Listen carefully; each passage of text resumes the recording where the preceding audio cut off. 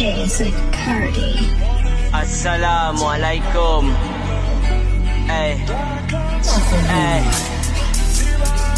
Nasty.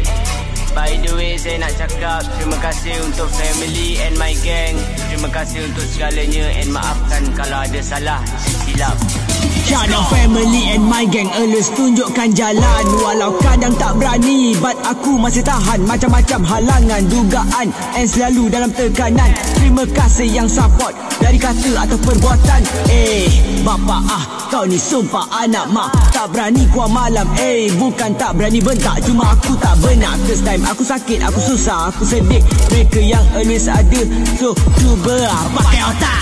Pasal motor, bukan tak ada duit nak buat nak beli. Semua benda yang baru, cuma kau banyak minat and ramai yang tak tahu nak fokus satu-satu. Yang pasti aku tak jemu berusaha, bukan sekadar cakap dalam status WhatsApp.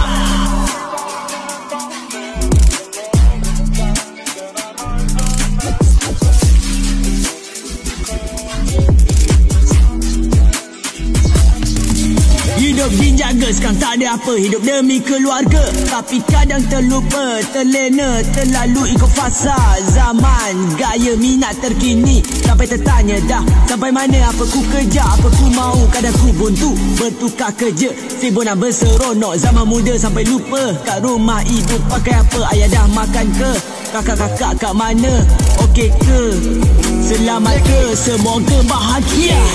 Bersuara, pintu jadi saksi, retak yang tersimpan, luka lama tak terisi.